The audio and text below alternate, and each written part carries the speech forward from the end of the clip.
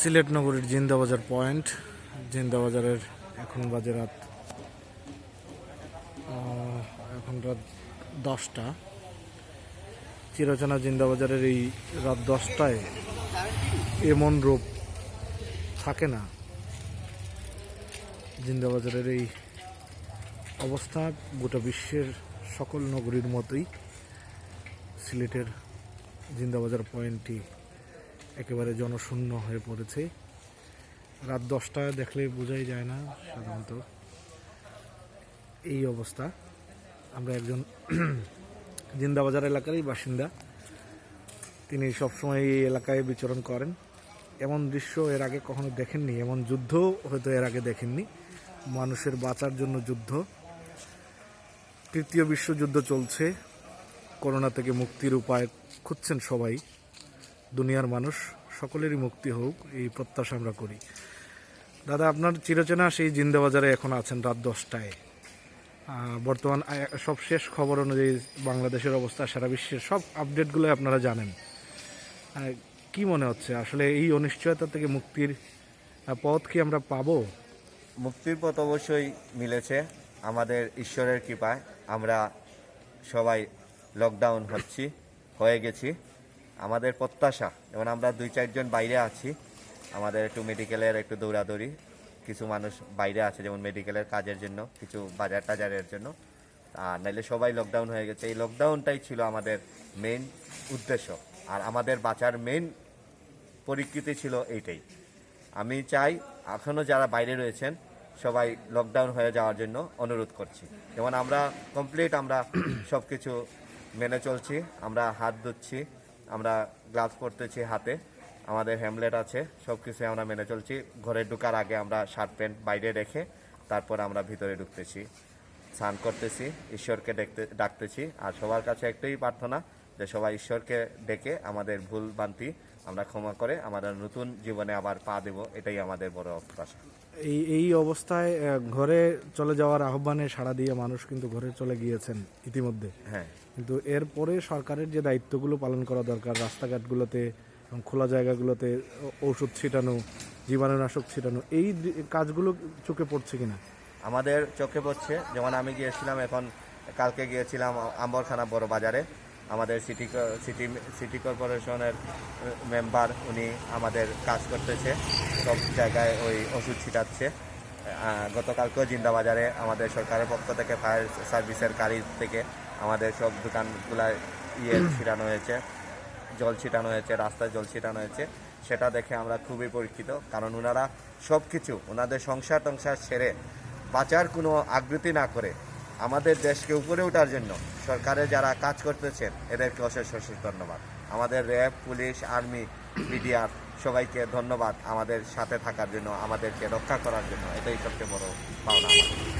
ভালো থাকবেন, নিরাপদে থাকবেন। অবশ্যই করোনার জীবাণু সংক্রমণ হয় এমন কোনো স্থানে আপনি যাবেন না।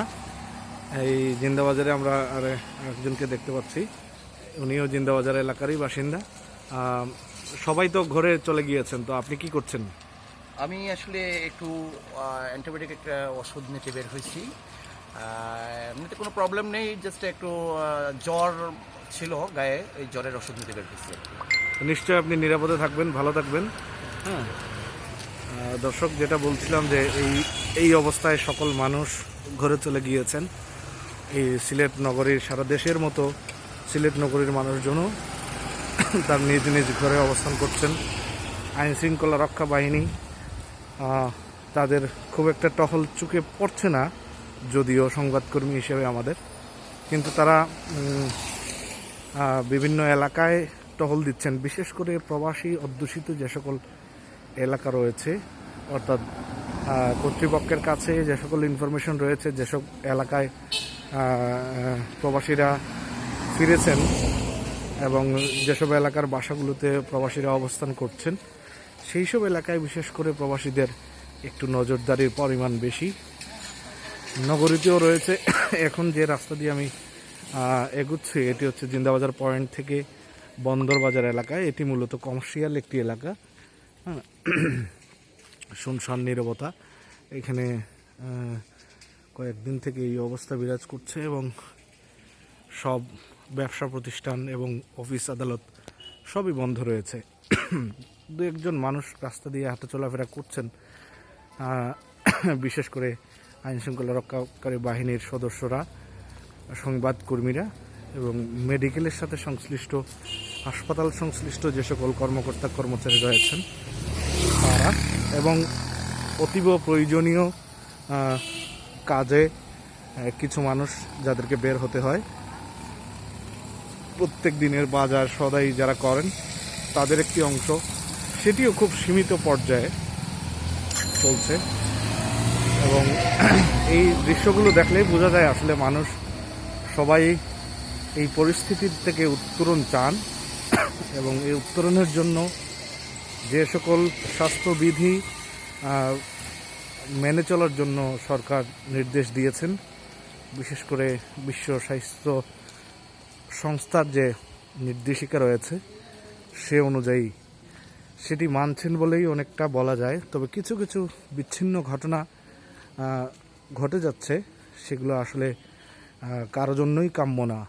কিছু মানুষকে রাস্তায় পেটানোর দৃশ্য, সাধারণ মানুষ যারা গৃহবাসে আছেন, যারা ঘরে আছেন, তারা শঙ্কিত যে আসলে প্রয়োজনের বের হলেও এরকমটি ঘটবে কিনা। সত্যি সেরকম ঘটার কোনো সুযোগ নেই। আইনশৃঙ্খলা রক্ষাকারী বাহিনীর কাছে সঠিক তথ্যটি আপনার উপস্থাপন করতে হবে। আপনি যে কাজে বেরিয়েছেন তার যথাযথ প্রমাণটি আপনি যদি তাদেরকে দেন, নিশ্চয়ই তারা ক্ষিপ্ত হবেন না এবং আপনার উপরও অন্যদের মতো লাঠিচার্জ করা হবে না, এটুকু আশা করতেই পারি এবং এটুকু আশা করা উচিত। কারণ সকল মানুষ ঘরে বন্দি অবস্থায় আছেন।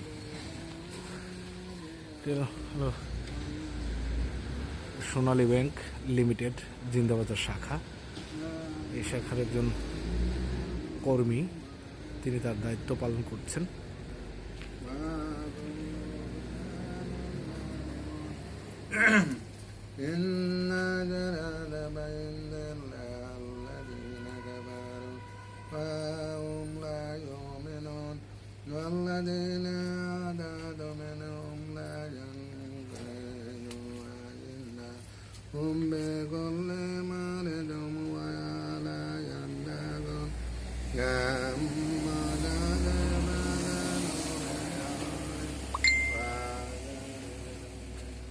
সোনালী ব্যাংক জিন্দাবাজার ব্রাঞ্চের এটিএম বুথ এটি। তিনি আসলে নিরাপত্তা কর্মী হিসেবে দায়িত্ব পালন করছেন এবং প্রার্থনা করছেন। তিনি কোরআন তিলাওয়াত করার শুনলেন আপনারা। তিনি আসলে একাকী বসে আছেন, তার দায়িত্ব পালনের পাশাপাশি তিনি কোরআন তিলাওয়াতের কাজটি বেছে নিয়েছেন। মূলত তার এই বসে থাকা, জনমানুষহীন একটি পরিবেশে বসে থাকা, পাশাপাশি সৃষ্টিকর্তার প্রতি তার যে আনুগত্য সেটি প্রকাশ, এবং এই বিপদের সময়ে তিনি ধর্মীয় রীতি অনুযায়ী কোরআন তিলাওয়াত করছেন। এরকম বিচ্ছিন্ন কিছু মানুষের উপস্থিতি হয়তো চোখে পড়বে। তাছাড়া সিলেট শহরের পুরো শহর, পুরো দেশের মতো করেই লকডাউনে আছে, সকলেই ঘরে আছেন। বড় বড় মার্কেট, দোকান, এগুলোর সামনে নিরাপত্তা কর্মী ছাড়া সাধারণত রাস্তায় আর কোনো মানুষ নেই। আমারও এই মুহূর্তে ঘরে থাকবার কথা। গণমাধ্যম কর্মী হিসেবে কাজে বেরিয়েছিলাম, বাসায় ফেরার পথে জনমানুষহীন নগরটি আপনাদের সাথে শেয়ার করার জন্য ভিডিওটি রেকর্ড করছি।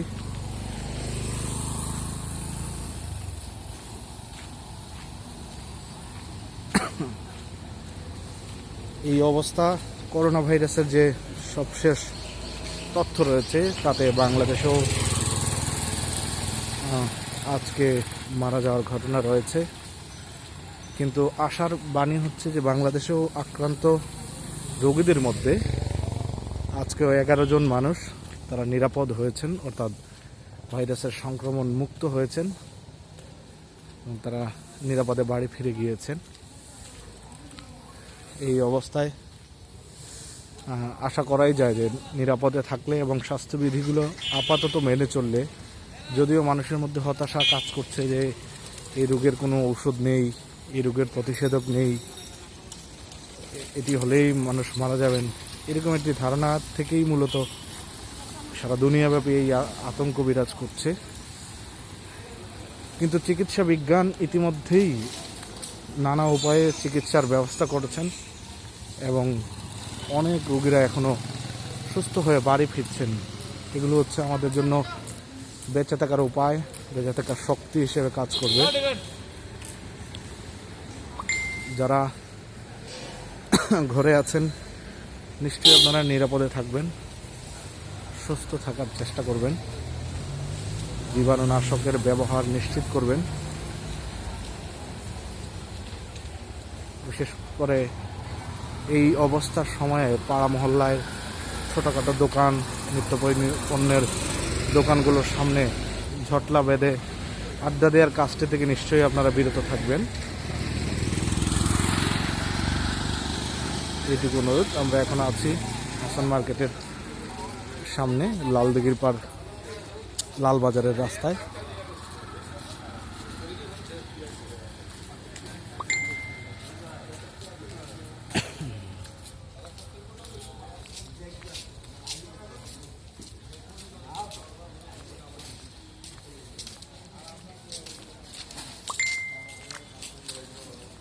জনমানবহীন এই নগরীর রাস্তাঘাটগুলোতে সিলেট সিটি কর্পোরেশনের পক্ষ থেকে বিভিন্ন এলাকায়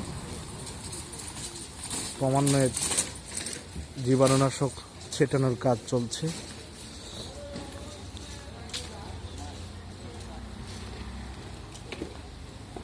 পাশাপাশি প্রত্যেকেই বাসা বাড়িতে যারা অবস্থান করছেন প্রত্যেকেই তার নিজ নিজ দায়িত্বে নিজের বাসা এবং আশপাশ এলাকাকে জীবাণুমুক্ত করার কাজগুলো তারা করছেন। আমরা এখন আছি লালবাজারের এই দৃশ্যগুলো আপনারা দেখতে পারেন। এই জায়গাগুলোতে আসলে দাঁড়ানোরই জায়গা মিলে না, কিন্তু নিত্য প্রয়োজনীয় পণ্য যেগুলো আছে সেগুলোর জন্যই মূলত এই দোকানগুলো খোলা রয়েছে। আপনারা সকলেই নিরাপদ থাকবেন, সুস্থ থাকবেন এবং স্বাস্থ্যবিধিগুলো মেনে চলার চেষ্টা করবেন। ধন্যবাদ সবাইকে।